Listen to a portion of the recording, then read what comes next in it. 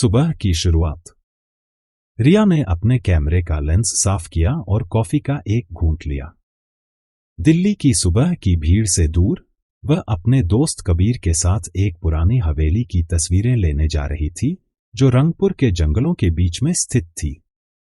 यह हवेली 100 साल पुरानी है। स्थानीय लोग कहते हैं कि यहाँ एक चुड़ैल रहती है जो रात को दिखाई देती है, कबीर ने गाड़ी चलाते हुए कहा। रिया हंसती। तुम भी उन कहानियों पर यकीन रखते हो? मैंने पूरे भारत में भूतों के नाम पर वीरान जगहों की फोटोग्राफी की है, मगर कभी कुछ नहीं देखा। कबीर ने गंभीर लहजे में जवाब दिया, यह जगह अलग है रिया। यहां के लोग सच में डरते हैं। हवेली तक पहुंचना। 3 घंटे की ड्राइव के बाद वे एक तंग पगडंडी पर पहुंचे, जिसके अंत में एक विशाल लॉन के बीच एक वीरान हवेली खड़ी थी। उसकी दीवारें झड़ रही थीं, खिड़कियों के शीशे टूटे हुए थे और मुख्य दरवाजे पर एक पुराना ताला लटक रहा था। रिया ने अपना कैमरा उठाया और कुछ शॉट्स लिए। अचानक उसे लगा जैसे ऊपर की खिड़की से कोई उसे देख रहा है, लेकिन जब उसने दोबारा देखा तो वहां कोई नहीं था। चलो अंदर चलते हैं, रिया ने कहा। हवेली के अंदर ताला जंग लगा हुआ था और हल्के से दबाव से टूट गया। दरवाजा खुलते ही एक बासी गंध ने उनका स्वागत किया। अंदर का माहौल अंधकारमय था, सिर्फ कुछ किरणों ने धुंधली रोशनी फैलाई थी। रिया ने अपनी टॉर्च निकाली। दीवारों पर पुराने खानदान की तस्वीरें लटकी हुई थी। अचानक उसकी नजर एक अलमारी पर पड़ी, जिसका एक दराज थोड़ा सा खुला हुआ था। कबीर, यहां देखो, रिया ने एक पुरानी डायरी निकाली। उसके पहले पन्ने पर खून से लिखा हुआ था, जो भी यह पढ़े जान ले कि मेरी आत्मा उसके साथ है। मिथ्या। कबीर का चेहरा पीला पड़ गया। चलो यहां से रिया। यह डायरी। यह पहली मुलाकात। रात गहरी हो रही थी। जब वे वापस जाने लगे तो अचानक हवेली का दरवाजा जोर से बंद हो गया। टॉर्च की रोशनी में उन्होंने देखा कि सीढ़ियों से एक सफेद कपड़े में लिपटी हुई औरत नीचे उतर रही है। तुम कौन हो? रिया ने कांपती आवाज में पूछा। औरत ने अपना चेहरा उठाया। उसकी आंखें लाल थीं और बाल बिखरे हुए। उसने अपना हाथ बढ़ाया और रिया के चेहरे को छुआ। तुम मेरी मदद करोगी? अगले ही पल वह गायब हो गई। नीले निशान। घर वापस पहुंचकर रिया ने महसूस किया कि उसकी बाजू पर नीले निशान हैं। वे दर्द कर रहे थे और दिन ब दिन बढ़ते जा रहे थे। रात को उसे सपने में वही औरत दिखाई दी जो कह रही थी, तुम्हें मेरी कहानी पूरी करनी होगी, नहीं तो तुम भी मेरी तरह हो जाओगी। रात के 11 बज चुके थे जब रिया अपने शयन कक्ष में बेचैनी से करवटें बदल रही थी। उसकी बाजुओं पर उभरे नीले निशान दिन प्रतिदिन गहरे होते जा रहे थे, मानो कोई अज्ञात शक्ति उन्हें अंदर से जला रही हो। प्रत्येक निशान एक अलग आकार लेता प्रतीत होता, कभी हाथ की उंगलियों के निशान, कभी किसी जानवर के पंजे के, तो कभी अज्ञात लिपि के अक्षर। उसकी मेज पर पड़ी डायरी का पहला पृष्ठ, जिस पर खून से लिखा गया था, मेरी आत्मा तुम्हारे साथ है, अभी भी खुला पड़ा था। रिया ने महसूस किया मानो डायरी के पृष्ठ स्वयं ही पलट रहे हों। अचानक उसके कान में एक आवाज गूंजी, तुमने मेरी डायरी पढ़ ली, अब तुम मेरी हो। कबीर का अप्रत्याशित आगमन।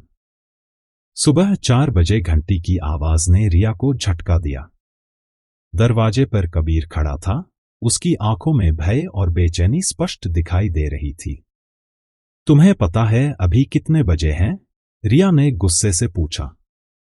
कबीर ने अपना लैपटॉप खोला। मैंने पूरी रात शोध किया है रिया। वह हवेली, वह महिला, यह सब सच है। 1923 के अखबारों में इसका उल्लेख है। उसने एक स्कैन की गई अखबार की कतरन दिखाई जिसमें लिखा था, रंगपुर हवेली में रहस्यमय मौत, नौकरानी का शव गायब। तस्वीर में एक युवा लड़की की धुंधली सी छवि थी, आनंदी। रहस्यों से भरा अतीत। हमने एक स्थानीय इतिहासकार से मिलने का निर्णय लिया। 90 वर्षीय पंडित जीवनदास, जो क्षेत्र के सभी रहस्यों से परिचित थे, ने हमें एक कहानी सुनाई। आनंदी केवल नौकरानी नहीं थी, वह हवेली के मालिक राजा विक्रम सिंह की हराम की बेटी थी। जब रानी को पता चला तो उसने आनंदी को जहर दिलवा दिया, परंतु मरते समय आनंदी ने अपनी आत्मा को हवेली में बंधक बना लिया। पंडित जी ने हमें एक पुराना नक्शा दिया जिसमें हवेली के भूमिगत तहखाने का रास्ता दिखाया गया था। तुम्हें वहां जाना होगा, असली सच वहीं छिपा है। हवेली की वापसी। इस बार हम पूरी तैयारी के साथ गए। हमारे साथ थे आत्मिक गतिविधियों की recording device, thermal imaging camera, पवित्र ग्रंथ और ताबीज, एक तांत्रिक द्वारा बनाया गया सुरक्षा कवच। हवेली का वातावरण पहले से अधिक भयावह था। पेड़ों की शाखाएं मानो हमें रोकना चाह रही हों। मुख्य द्वार पर अब ताला नहीं था, बल्कि वह हल्का सा खुला हुआ था, मानो कोई अंदर जाने का इंतजार कर रहा हो। भूमिगत तहखाने की यात्रा। नक्शे के अनुसार हमने पुस्तकालय के फर्श में छिपा हुआ तहखाने का रास्ता ढूंढ निकाला। सीढ़ियां अत्यंत संकरी और अंधेरी थीं। प्रत्येक कदम पर हमें अजीब सी आवाजें सुनाई देती, कभी रोने की, कभी हंसी की। तहखाने में पहुंचते ही हमारे सामने एक दृश्य था। एक पुराना विवाह पालकी, खून से सनी सफेद साड़ी और दीवार पर लिखे खून के निशान। वे मुझे जीवित दफनाना चाहते थे। आनंदी का प्रकटीकरण। हमारे रिकॉर्डिंग डिवाइस पर एक स्पष्ट आवाज आई, तुमने मेरी हड्डियां तो ढूंढ ली, परंतु मेरा सिर कहाँ है? जब तक मेरा सिर नहीं मिलेगा, मैं मुक्त नहीं हो सकती। रिया, तुम्हारे शरीर के निशान तुम्हें बता रहे हैं कि कहाँ ढूंढना है। रिया ने अपनी बाजुओं पर उभरे निशानों को ध्यान से देखा। वे वास्तव में एक नक्शा थे, हवेली के पश्चिमी हिस्से में एक विशिष्ट स्थान की ओर संकेत कर रहे थे। अंतिम खोज। पश्चिमी बगीचे में एक पुराने पीपल के पेड़ के नीचे खोदते हुए हमें एक लोहे का संदूक मिला। उसके अंदर एक खोपड़ी थी जिसके दांतों में एक सोने की अंगूठी फंसी हुई थी, राजा विक्रम सिंह की मुहर। अब तुमने मेरा संपूर्ण शरीर ढूंढ लिया है, आनंदी की आवाज आई। मेरी अंगूठी को नदी में बहा दो, तभी सब समाप्त होगा। अंतिम संस्कार। नदी के किनारे खड़े होकर जब हमने अंगूठी पानी में फेंकी तो एक विचित्र घटना घटी।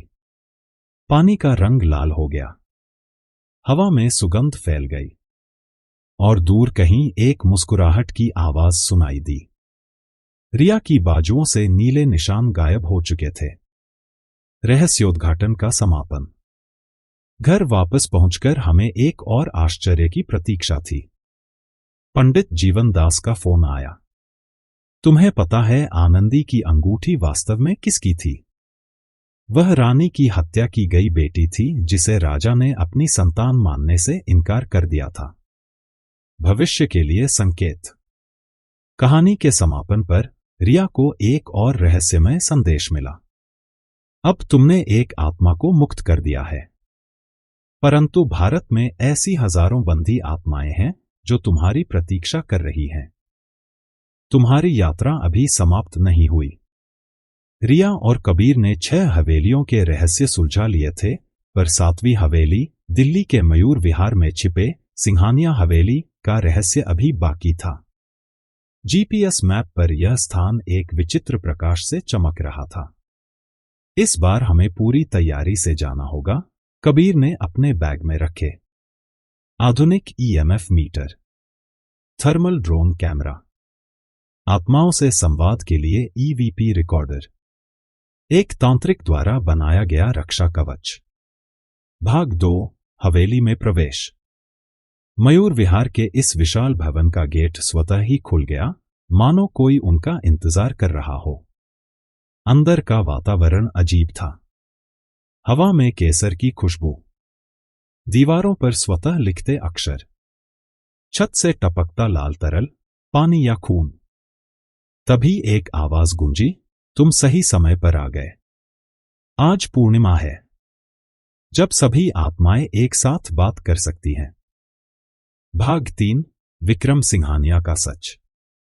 तहखाने में उन्हें एक बूढ़ा व्यक्ति मिला जो 100 साल से अधिक उम्र का लग रहा था, विक्रम सिंघानिया। वह एक विशाल यंत्र के सामने बैठा था जिसमें 7 कुर्सियां थीं। मैंने इन 7 कन्याओं की आत्माओं को बांधकर अमरत्व पा लिया था, उसने हंसते हुए कहा। पर तुमने 6 को मुक्त कर दिया। अब मैं तुम्हारी आत्मा लेकर अपना यंत्र पूरा करूंगा। भाग 4, आत्माओं का संघर्ष। तभी 6 आत्माएं प्रकट हुईं। 1 आनंदी, रंगपुर से। 2 विद्या, काशी से। 3 मीरा, राजस्थान से। 4 किरण, मध्य प्रदेश से। 5 देविका, केरल से। 6 बसंती, कोलकाता से। उन्होंने मिलकर विक्रम के यंत्र पर हमला किया। एक भयानक प्रकाश के साथ यंत्र टूट गया। भाग 5, अंतिम मुक्ति। यंत्र टूटते ही विक्रम का शरीर तेजी से बूढ़ा होने लगा। हवेली की दीवारों से खून की धाराएं बह निकली। सभी आत्माओं के चेहरे पर शांति छा गई। आनंदी ने कहा, धन्यवाद रिया, अब हम सच में मुक्त हो सकते हैं। भाग 6, नई शुरुआत। 3 महीने बाद की बात है। रिया और कबीर ने आत्मा मुक्ति फाउंडेशन बनाया। सभी 7 हवेलियों को ध्वस्त कर वहां स्मारक बनाए गए। विक्रम सिंघानिया का शव एक दिन अचानक गायब हो गया।